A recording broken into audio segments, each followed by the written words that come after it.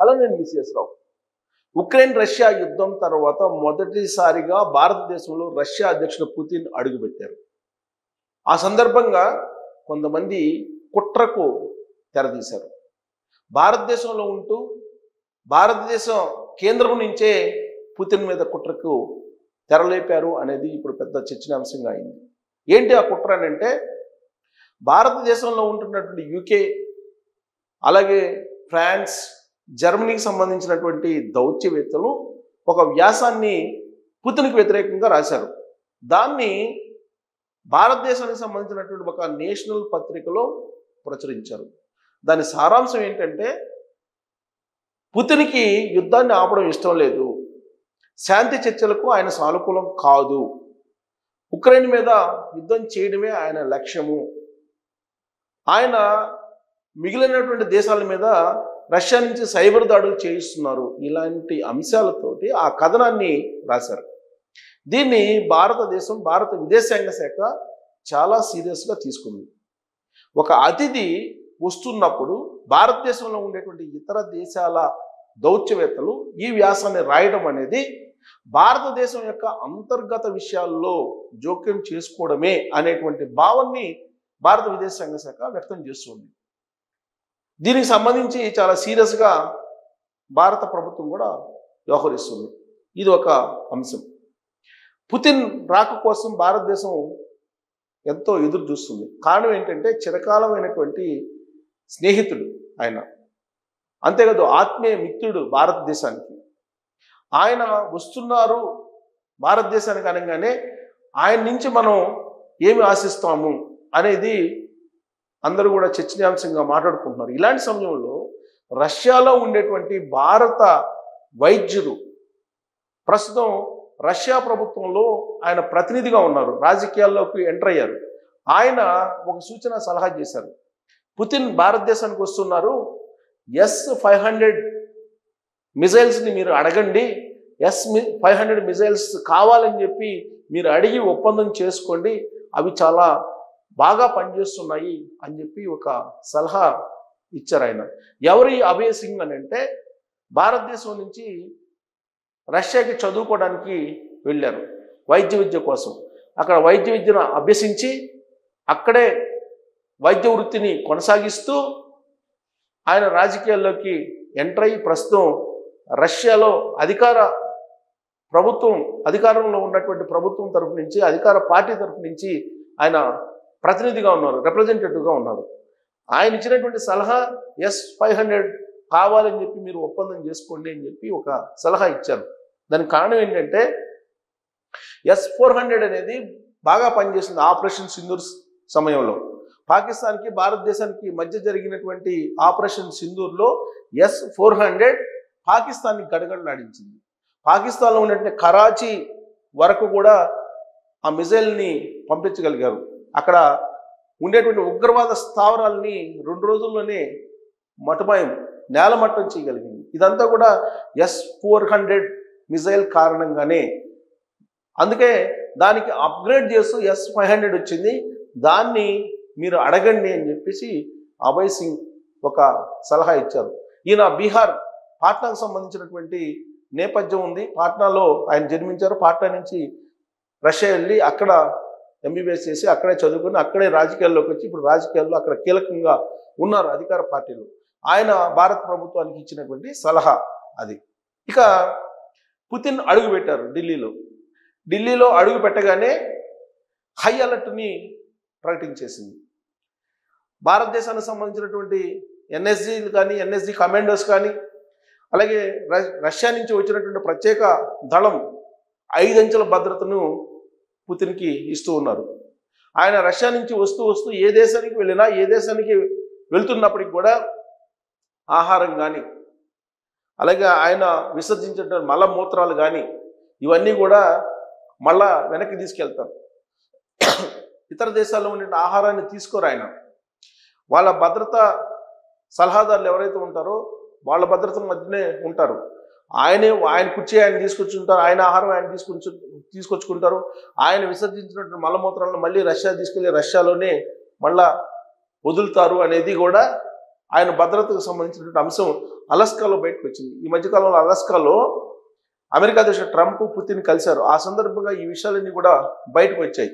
భారతదేశం ఎంత ఆత్మీయ మిత్ర దేశం అయినప్పటికీ కూడా పుతిన్ తన భద్రతను మాత్రం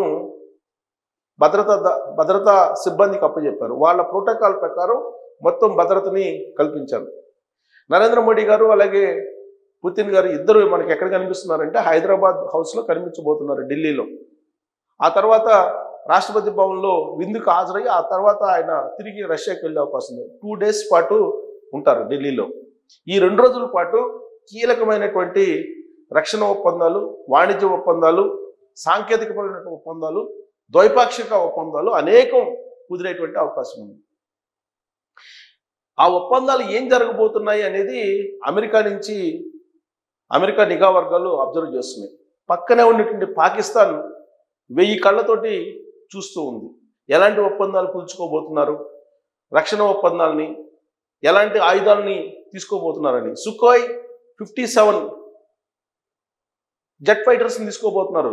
అలాగే సుఖోయ్ 500 టెక్నాలజీని కూడా ట్రాన్స్ఫర్ చేయబోతున్నారు రష్యా. సో ఆ టెక్నాలజీ తోటి రాబోయేటువంటి రోజుల్లో భారతదేశం నుంచే ఆ టెక్నాలజీని ఉపయోగించి విమానాలను తయారు చేసుకునేటువంటి వెసులుబాటు ఉంది. సో రష్యా ఆత్మీయ మిత్రుడు వస్తున్నారు, ఆత్మీయ మిత్రుడిగానే ఆహ్వానం పలికారు, ఆప్యాయంగా. ఇవన్నీ కూడా మనకు కనిపిస్తూ ఉన్నాయి. కానీ పాకిస్తాన్ అలాగే అమెరికా మాత్రం, అటు నరేంద్ర మోడీ గారు ఇటు పుతిన్ ఇద్దరు కలయిక, వాళ్ళిద్దరి మధ్య కుదురుతున్నట్టు ఒప్పందాల మీద మాత్రం రాడార్ని ఎక్కువ పెడితే ఎలా నిఘా పెడుతుందో అంత స్థాయిలో వాళ్ళు నిఘా పెట్టారు. కానీ రష్యా అధ్యక్షుడు పుతిన్ మాత్రం భారతదేశానికి ఎలాంటి నష్టం జరిగినా, ఎలాంటి అన్యాయం జరిగినా తానున్నానని చెప్పి ప్రపంచానికి, అంతర్జాతీయ సమాజానికి పదే పదే చెప్తూ ఉన్నారు. ఈ 2 దేశాల మధ్య స్నేహం అనేది ఈనాటిది కాదు, దాదాపు 80 దశాబ్దాల నుంచి కొనసాగుతుంది. 80 దశాబ్దాల నుంచి ఈ 2 దేశాల మధ్య స్నేహం కొనసాగుతుంది. ఆ స్నేహంలో ఎలాంటి పొరపచ్చాలు లేవు. కాబట్టి ఈ 2 దేశాల స్నేహాన్ని ఎవ్వరూ తప్పుపట్టలేనటువంటి పరిస్థితిలో ఉంది అని చెప్పి అంతర్జాతీయ దౌత్యవేత్తలు చెప్తున్నారు. అమెరికా ఆంక్షలు పెట్టినప్పటికీ కూడా రష్యా నుంచి ఆయిల్ కొనుగోలు చేస్తుంది భారతదేశం. దానికి పర్యవసానంగా భారతదేశం చాలా నష్టపోయింది. వాణిజ్య లోటు ఇవాళ ఎక్కువగా ఉంది భారతదేశానికి. ఆ కారణంగానే రూపీ పతనం అయిపోయింది. అయినప్పటికీ కూడా ఆత్మీయ మిత్రుడిగా ఉన్నటువంటి రష్యాని మాత్రం వదులుకోవడానికి భారతదేశం సిద్ధంగా లేదు. అవసరమైతే అమెరికాని వదులుకోవడానికి కూడా సిద్ధంగా ఉన్నట్టు రీసెంట్గా జరిగినటువంటి పరిణామాలను బట్టి చూస్తే మనకు అర్థమవుతుంది. సో పుతిన్ ఢిల్లీ రాగానే ఢిల్లీలో హై అలర్ట్ ప్రకటించారు, 5 అంచెల భద్రతను కల్పించారు.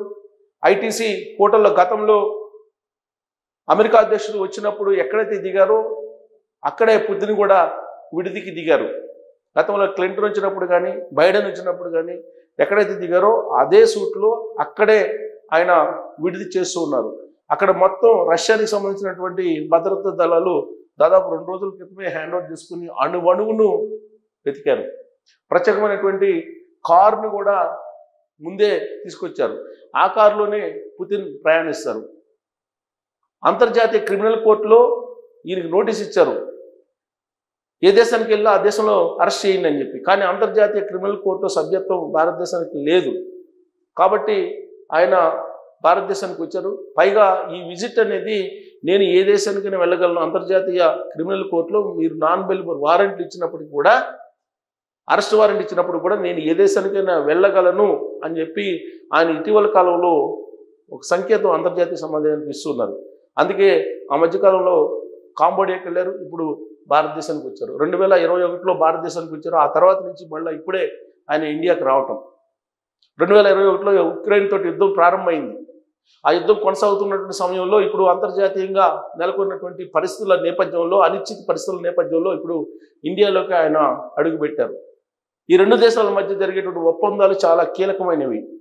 అంతేకాదు ఉక్రెయిన్ రష్యా మధ్య యుద్ధానికి సంబంధించినటువంటి భవిష్యత్తును కూడా నిర్ణయించేటువంటి టూర్ ఈ భారత టూర్ పుతిన్ది. సో కాబట్టి పుతిన్ తోటి ఎలాంటి ఒప్పందాలు కుదుర్చుకోవాలనేది రష్యాలో ఉన్న ప్రతినిధులు భారతదేశానికి సూచిస్తున్నారు.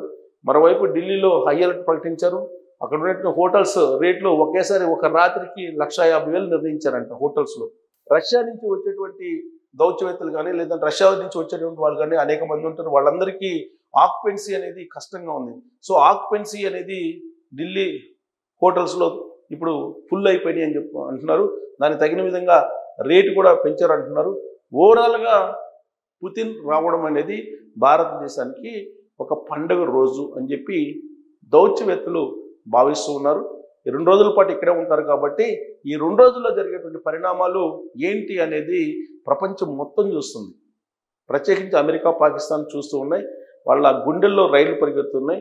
ఒక రకంగా చెప్పాలంటే S-500 ఒప్పందాలు కనుక కుదిరితే పాకిస్తాన్ అలాగే అమెరికా రెండూ చాప జుట్టేసి భారతదేశం వైపు చూడకుండా పరిగెత్తేటువంటి పరిస్థితి నెలకొంది అనేది రక్షణ ఉత్పత్తులకు సంబంధించినటువంటి అవగాహన ఉన్నటువంటి వాళ్ళు చెప్తున్నటువంటి మాట. సో ఇది ఒక కీలకమైనటువంటి పర్యటన. ఈ పర్యటన నుంచి వచ్చిన అవుట్పుట్ ఏంటి అనేది మరొక 2 రోజుల్లో పూర్తిగా తెలియబోతుంది. ఈ లోపుగా పుతిన్ మీద కుట్రను చేస్తూ ఆర్టికల్స్ రాశారు UK, ఫ్రాన్స్, జర్మనీకి సంబంధించిన దౌత్యవేత్తలు. అంటే ఎంత భయపడుతున్నాయో యూరోప్ కంట్రీస్ అనేది అర్థమవుతుంది. మరి ఈ కుట్రను కాదని, ఈ కుట్రను ఛేదించి కీలకమైనటువంటి ఒప్పందాలు ఈ 2 దేశాల మధ్య ఏం జరగబోతుంది అనేది మీరు ఎక్స్పెక్ట్ చేస్తే ట్రోల్ చేయొచ్చు. Thank you.